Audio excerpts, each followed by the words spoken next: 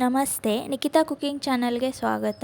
ನಾನಿವತ್ತು ರಾತ್ರಿ ಉಳಿದಿರುವಂಥ ಚಪಾತಿಯಿಂದ Maggi noodles ಥರನೇ ಚಪಾತಿ ನೂಡಲ್ಸ್ ಮಾಡಿ ತೋರಿಸ್ತಾ ಇದ್ದೀನಿ. ತುಂಬ ಚೆನ್ನಾಗಾಗುತ್ತೆ. ಹಾಗೆ ಒಂದು ಸರಿ ನೀವು ಈ ಚಪಾತಿ ನೂಡಲ್ಸ್ ಮಾಡ್ಕೊಂಡು ತಿಂದರೆ ಮ್ಯಾಗಿ ನೂಡಲ್ಸೇ ಮಾಡಲ್ಲ, ಆ ಥರ ಟೇಸ್ಟ್ ಕೊಡುತ್ತೆ. ಹಾಗೆ ನೀವಿನ್ನೂ ನನ್ನ ಚಾನಲ್ನ ಸಬ್ಸ್ಕ್ರೈಬ್ ಮಾಡ್ಕೊಂಡಿಲ್ಲ ಅಂದರೆ ಸಬ್ಸ್ಕ್ರೈಬ್ ಮಾಡ್ಕೊಳ್ಳಿ. ಹಾಗೆ ನಿಮ್ಮ ಫ್ರೆಂಡ್ಸ್ಗೆಲ್ಲ ಶೇರ್ ಮಾಡಿ. ವಿಡಿಯೋನ ಸ್ವಲ್ಪನೂ ಸ್ಕಿಪ್ ಮಾಡದೆ ನೋಡಿ, ಆವಾಗಲೇ ಪರ್ಫೆಕ್ಟಾಗಿ ಮಾಡ್ಬೋದು.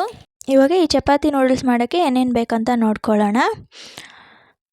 ನೋಡಿ, ಒಂದು ಕ್ಯಾರೆಟ್ನ ಉದ್ದಕ್ಕೆ ಕಟ್ ಮಾಡಿ ಇಟ್ಕೊಂಡಿದ್ದೀನಿ. ಹಾಗೆ ಒಂದು ಈರುಳ್ಳಿ ಕೂಡ ಉದ್ದಕ್ಕೆ ಕಟ್ ಮಾಡಿ ಇಟ್ಕೊಂಡಿದ್ದೀನಿ. ಒಂದು ಟೊಮೆಟೊ, ಹಾಗೆ ಸ್ವಲ್ಪ ಬೀನ್ಸು ಸಣ್ಣದಾಗಿ ಕಟ್ ಮಾಡಿ ಇಟ್ಕೊಂಡಿದ್ದೀನಿ.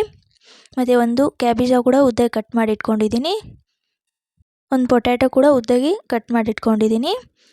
ಹಾಗೆ ಒಂದು ಕ್ಯಾಪ್ಸಿಕಮ್ ಕೂಡ ಉದ್ದಾಗಿ ಕಟ್ ಮಾಡಿ ಇಟ್ಕೊಂಡಿದ್ದೀನಿ ನೋಡಿ. ಮತ್ತು ಸ್ವಲ್ಪ ಕರಿಬೇವು, ಸ್ವಲ್ಪ ಕೊತ್ತಂಬರಿ ಕೂಡ ತೊಗೊಂಡಿದ್ದೀನಿ. ಹಾಗೆ ಮ್ಯಾಗಿ ಮಸಾಲ ತೊಗೊಂಡಿದ್ದೀನಿ ಒಂದು ಶೀಟು. ಹಾಗೆ ರೆಡ್ ಚಿಲ್ಲಿ, ಹಾಗೆ ಸೋಯಾ ಸಾಸು ಮತ್ತು ಜಿಂಜರ್ ಗಾರ್ಲಿಕ್ ಪೇಸ್ಟ್ ಕೂಡ ತೊಗೊಂಡಿದ್ದೀನಿ. ನಾನು ಒಂದು 5 ಚಪಾತಿದು ಮಾಡಿ ತೋರಿಸ್ತಾ ಇದ್ದೀನಿ ನೋಡಿ. ನಾನು ಒಂದು 4 ಆಲೇ ಕಟ್ ಮಾಡಿ ಇಟ್ಕೊಂಡಿದ್ದೀನಿ. ಒಂದು ಚಪಾತಿನಷ್ಟೇ ತೋರಿಸ್ತಾ ಇದ್ದೀನಿ. ಪೂರ್ತಿ ಅಂದರೆ ವೀಡಿಯೋ ಲೆಂದಿ ಆಗಿಬಿಡುತ್ತೆ ಅಂತ ಒಂದು ಚಪಾತಿ ಮಾತ್ರ ಮಾಡಿ ತೋರಿಸ್ತಾ ಇದ್ದೀನಿ. ಈ ಥರ ಫೋಲ್ಡ್ ಮಾಡ್ಕೊಂಡ್ಬಿಟ್ಟು ಈ ಥರ ಕತ್ತರಿಯಿಂದ ನೀಟಾಗಿ ನೂಡಲ್ಸ್ ಥರನೇ ಉದ್ದುದ್ದಾಗಿ ಕಟ್ ಮಾಡ್ಕೋಬೇಕಾಗತ್ತೆ. ತೋರಿಸ್ತಾ ಇದ್ದೀನಲ್ವ, ಆದಷ್ಟು ತೆಳ್ಳಗೆ ಕಟ್ ಮಾಡ್ಕೊಳ್ಳಿ. ಜಾಸ್ತಿ ದಪ್ಪ ಇರಬಾರ್ದು. ಜಾಸ್ತಿ ದಪ್ಪ ಇದ್ದರೆ ಏನಾಗ್ಬಿಡುತ್ತೆ ಅಂದರೆ ಮಸಾಲೆ ಎಲ್ಲ ಚಪಾತಿ ಜೊತೆ ಚೆನ್ನಾಗಿ ಮಿಕ್ಸ್ ಆಗೋಲ್ಲ. ಅದಕ್ಕೋಸ್ಕರ ಆದಷ್ಟು ತೆಳ್ಳಗೆ ಉದ್ದ ಕಟ್ ಮಾಡ್ಕೊಳ್ಳಿ. ತೋರಿಸ್ತಿದ್ದೀನಲ್ವ, ಇದೇ ಥರ 4 ಕಟ್ ಮಾಡಿ ಇಟ್ಕೊಂಡಿದ್ದೀನಿ. ಟೋಟಲ್ 5 ಚಪಾತಿ ಕಟ್ ಮಾಡಿದೆ ನೋಡಿ. ನಾನು 5 ಚಪಾತಿದು ಮಾಡಿ ತೋರಿಸ್ತಾ ಇರೋದು.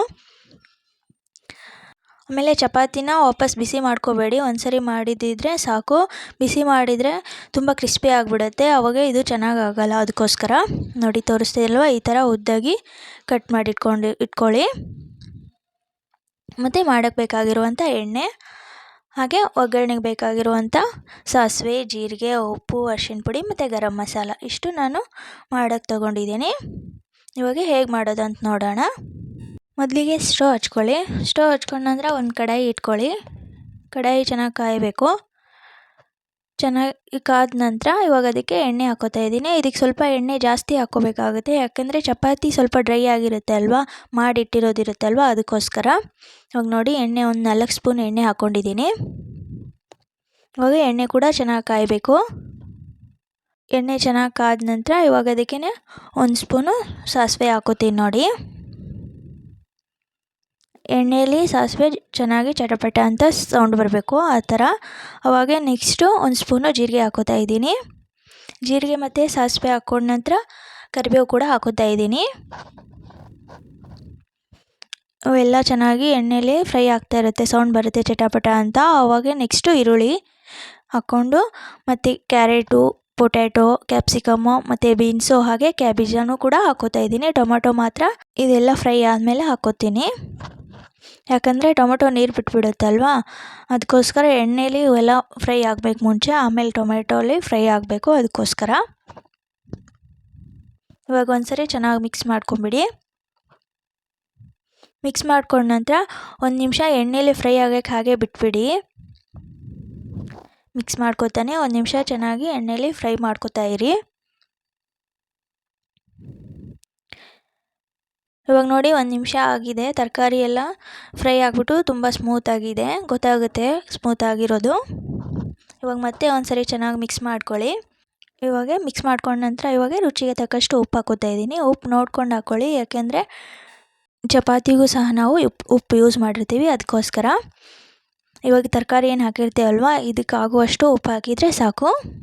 ನಾನೊಂದು ಅರ್ಧ ಸ್ಪೂನ್ ಹಾಕ್ಕೊಂಡಿದ್ದೀನಿ.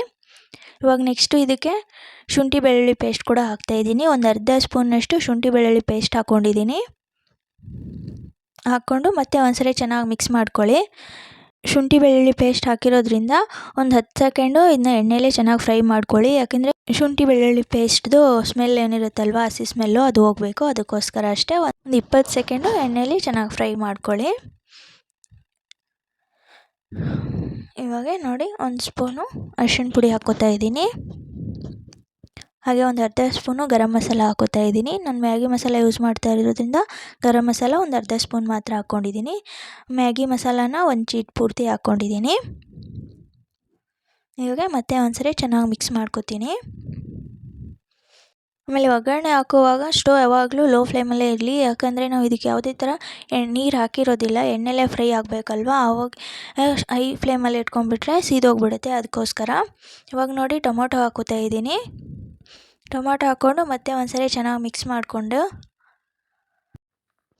ಟೊಮೊಟೊ ಎಲ್ಲ ಮಿಕ್ಸ್ ಆದ ನಂತರ ಇವಾಗ ಇದಕ್ಕೆ 1 ಸ್ಪೂನು ರೆಡ್ ಚಿಲ್ಲಿ ಸಾಸ್ ಹಾಕೋತಾ ಇದ್ದೀನಿ.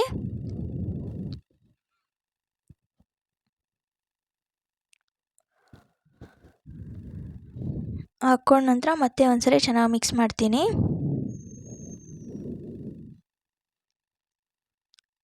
ಇವಾಗ ಇದಕ್ಕೆ ಒಂದು ಸ್ವಲ್ಪ ಅಚ್ಕಾರದ ಪುಡಿ ಹಾಕೋತಾ ಇದ್ದೀನಿ, ಯಾಕಂದರೆ ನಾವು ಹಸಿಮೆಣ್ಸಿನ್ಕಾಯಿ ಯೂಸ್ ಮಾಡಿಲ್ವಲ್ಲ, ಅದಕ್ಕೋಸ್ಕರ ಅಚ್ಕಾರದ ಪುಡಿ ಹಾಕ್ಕೊಂಡಿದ್ದೀನಿ ನಾನು 1 ಸ್ಪೂನು. ಹಾಕ್ಕೊಂಡು ಮತ್ತೆ ಒಂದ್ಸರಿ ಚೆನ್ನಾಗಿ ಮಿಕ್ಸ್ ಮಾಡ್ಕೊಳ್ಳಿ. ನಿಮ್ಗೆ ಅಚ್ಕಾರದ ಪುಡಿ ಬೇಡ ಅಂದರೆ ಹಸಿಮೆಣ್ಸಿನ್ಕಾಯಿ ಕೂಡ ಯೂಸ್ ಮಾಡ್ಕೋಬೋದು. ಇವಾಗ ಇದಕ್ಕೆ 1 ಸ್ಪೂನಷ್ಟು ಸೋಯಾ ಸಾಸ್ ಹಾಕ್ಕೊಂಡಿದ್ದೀನಿ. ಸೋಯಾ ಸಾಸ್ ಹಾಕೋದ್ರಿಂದ ಟೇಸ್ಟ್ ಕೂಡ ತುಂಬ ಚೆನ್ನಾಗಿ ಬರುತ್ತೆ, ಹಾಗೆ ಕಲರ್ ಕೂಡ ಸಖತ್ತಾಗಿರುತ್ತೆ, ನೋಡಿದ್ರೇ ತಿನ್ನಬೇಕು ಅನಿಸುತ್ತೆ. ಇವಾಗ ಮಕ್ಕಳು ಕೂಡ ಕಲರ್ ನೋಡಿನೇ ತುಂಬ ಇಷ್ಟಪಟ್ಟು ತಿಂತಾರೆ. ಸರಿ, ಟ್ರೈ ಮಾಡಿ. ಇವಾಗ ನೋಡಿ ಚಪಾತಿನ ನೂಡಲ್ಸ್ ಥರ ಕಟ್ ಮಾಡಿ ಇಟ್ಕೊಂಡಿದ್ವಲ್ವ, ಅವನ್ನೆಲ್ಲ ಹಾಕೋತಾ ಇದ್ದೀನಿ. ನಾನು 5 ಚಪಾತಿ ಮಾಡಿ ತೋರಿಸ್ತಾ ಇರೋದು. ನೀವು ಜಾಸ್ತಿ ಮಾಡ್ತಾಯಿದ್ರೆ ಎಲ್ಲ ಇಂಗ್ರೀಡಿಯೆಂಟ್ಸು ಜಾಸ್ತಿ ಮಾಡ್ಕೋತಾ ಹೋಗಿ. ಇವಾಗ ಚಪಾತಿಗೆ ಮಸಾಲೆ ಎಲ್ಲ ಚೆನ್ನಾಗಿ ಮಿಕ್ಸ್ ಆಗಬೇಕು, ಆ ಥರ ಪೂರ್ತಿಯಾಗಿ ಚೆನ್ನಾಗಿ ಮಿಕ್ಸ್ ಮಾಡ್ಕೊಳ್ಳಿ. ಸ್ಟವ್ ಯಾವಾಗಲೂ ಲೋ ಫ್ಲೇಮಲ್ಲೇ ಇರಬೇಕು, ಇಲ್ಲಾಂದರೆ ಸೀದೋಗ್ಬಿಡುತ್ತೆ. ಅದಕ್ಕೋಸ್ಕರ ಇವಾಗ ನೋಡಿ ಚೆನ್ನಾಗಿ ಮಿಕ್ಸ್ ಆಗಿದೆ. ನೋಡಿ ಚಪಾತಿ ಅಂತಲೇ ಗೊತ್ತಾಗ್ತಾ ಇಲ್ಲ, ಆ ಥರ ಕಾಣಿಸ್ತಾ ಇದೆ. ಇವಾಗ ಲಾಸ್ಟಲ್ಲಿ ಸ್ವಲ್ಪ ಫಿನಿಶಿಂಗ್ ಟಚ್ ಥರ ಕೊತ್ತಂಬರಿ ಸೊಪ್ಪು ಹಾಕ್ಬಿಟ್ರೆ ಚಪಾತಿ ನೂಡಲ್ಸ್ ರೆಡಿ ಆಯ್ತು ನೋಡಿ. ತುಂಬ ಚೆನ್ನಾಗಾಗುತ್ತೆ, ಮಕ್ಕಳು ಕೂಡ ತುಂಬ ಇಷ್ಟಪಟ್ಟು ತಿಂತಾರೆ.